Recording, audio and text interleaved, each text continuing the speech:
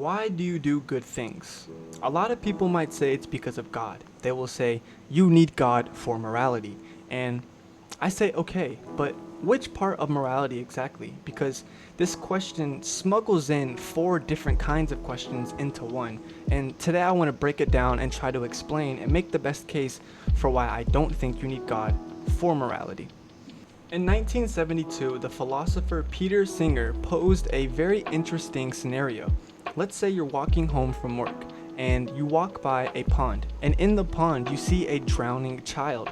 Now, in order to save this child, not much would be affected. You would maybe get a wet pair of shoes, it would ruin your clothes, and let's say you'd be late for work. Would you save the kid? Obviously, everyone would say yes. Christians would say yes. Atheists would say yes. Even a 5-year-old would say yes. You don't really need a seminar to learn to have to say yes in this situation. Now here's the thing that may bother you. There is no theological aspect or variable from God in this scenario when you wanted to come to the conclusion to save the kid. You didn't run through some quick syllogism for a necessary being, or you didn't contemplate verses in the Bible in order to do this. You saw a drowning kid and your body screamed, I need to do something. It's almost like a natural response, let's say. And this is the data point that I want to build on. And now this ties into what I brought up in the beginning about there being 4 different questions when we talk about morality, and none of them really tie into each other. So I want to break down all 4 in depth and try to get to the bottom of this. Question 1 would be about moral ontology. What makes suffering bad? What makes torturing kids for fun wrong? It's going to be what makes it true. Not how we know it, not why we feel it. It's going to be what makes a fact a fact. That's ontology. Just think of it like this. What is the truth made of? What is the truth going to be grounded in when we talk about morality? And then this would lead into the second question, moral epistemology. How do we find out why something is wrong? Epistemology just means the study of knowledge, so it would be to come to the conclusion of what is right and what is wrong. It's really just how do you come to know something? So what would be the method that we use to know what is right, what is wrong, what is good, what is bad?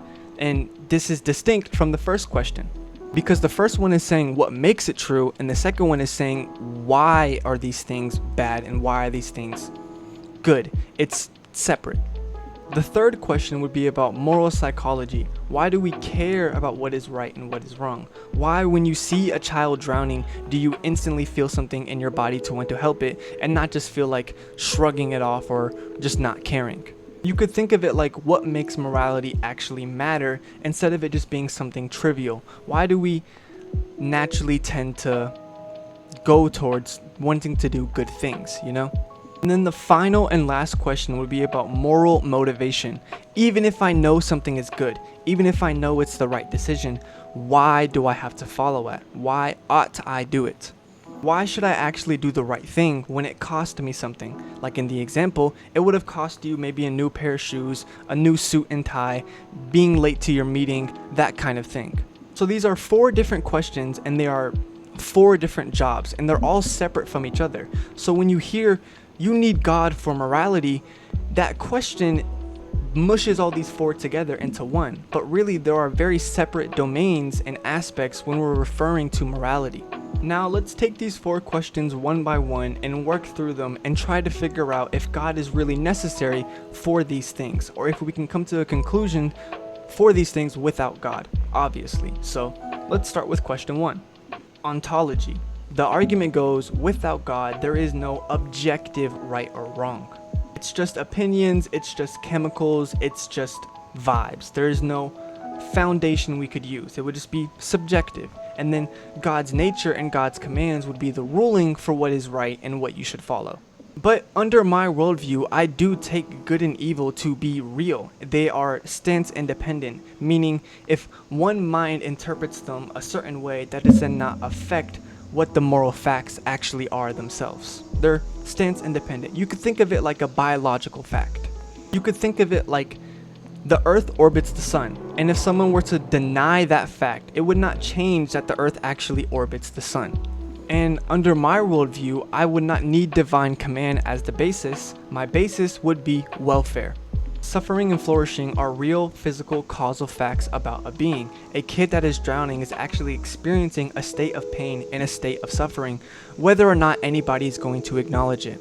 In that situation, the kid that is experiencing suffering would be a fact about the world, the same way fire burns skin. That's a fact about the world. The same way a kid drowning is bad.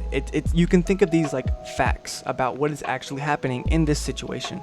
And if you want to attack divine command theory or absolute divine simplicity separately, you could just run the Euthyphro dilemma, and if you guys want, I can make a separate video on that. But now let's move on to the second question.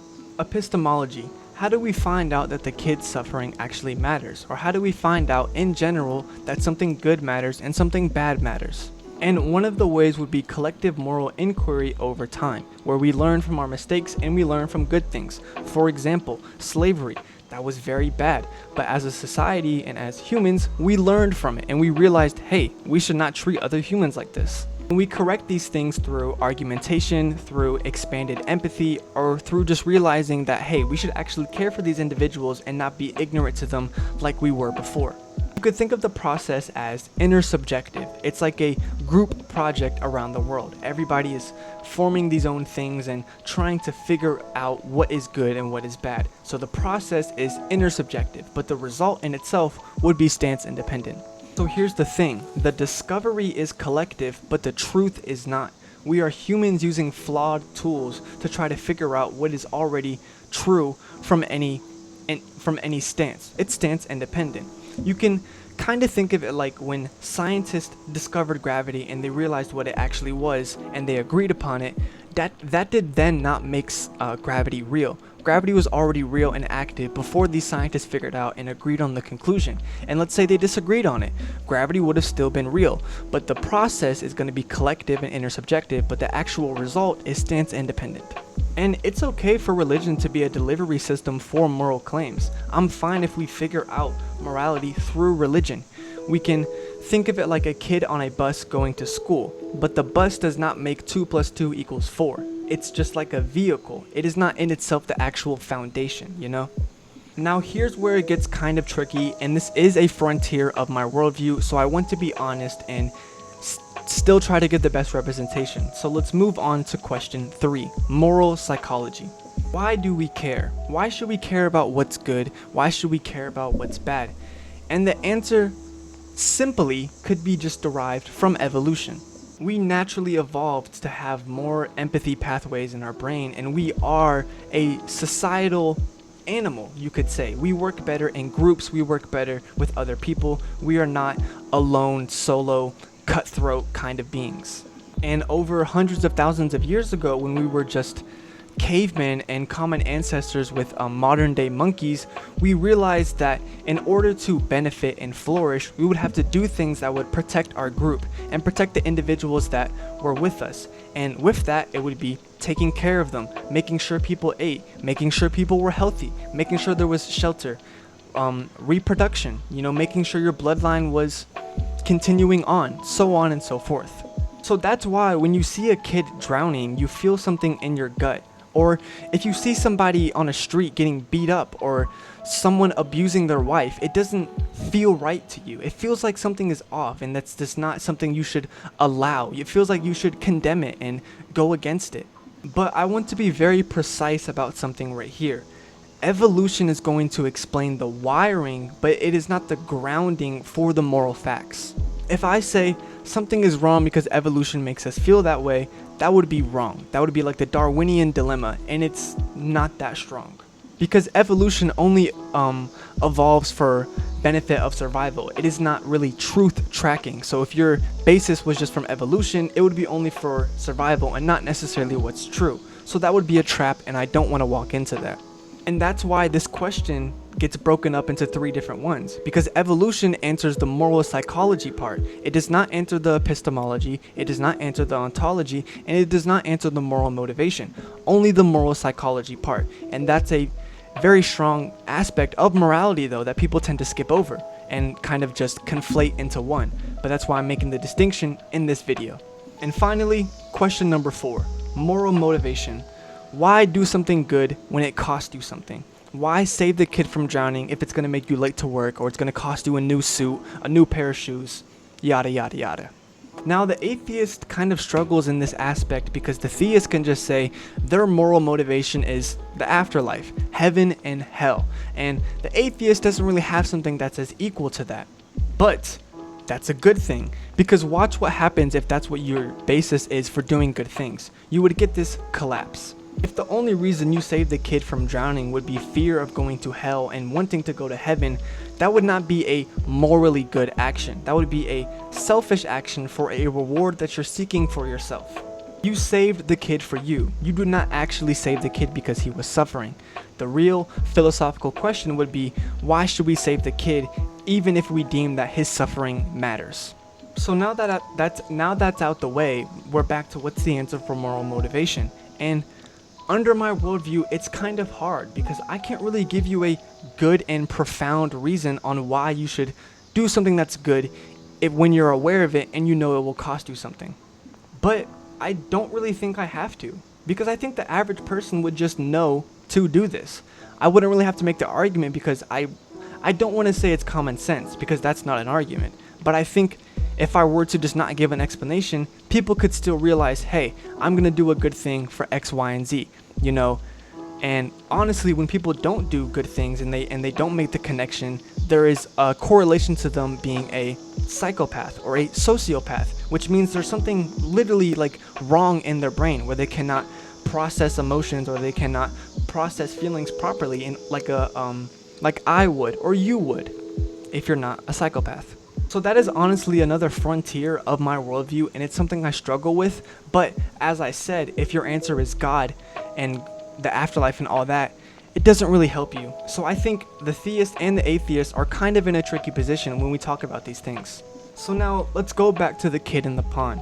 When you saw him drowning, you did not come up with different calculations. You did not simulate what God would want you to do. You did not think about maybe the afterlife. You did not think about yourself in the moment. You just realized, I have to do something. And that bit, that tiny bit of motivation and that urge is what I'm talking about right now. That one data point can be broken down into 4 separate questions: the ontology, the epistemology, the psychology, and the motivation.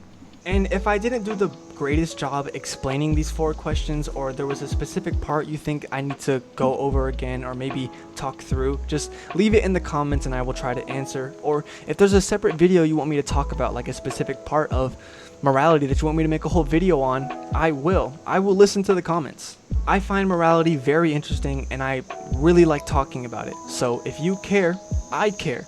And if you really want what I hold to in my worldview, it would be welfare realism or just Cornell realism.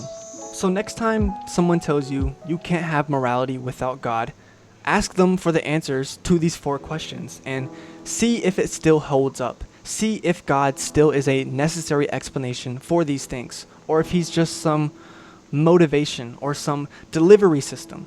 So let me know your thoughts in the comments. Let me know what you think compels you to do something good. Let me know if you think good and evil even exists in the first place. That's it.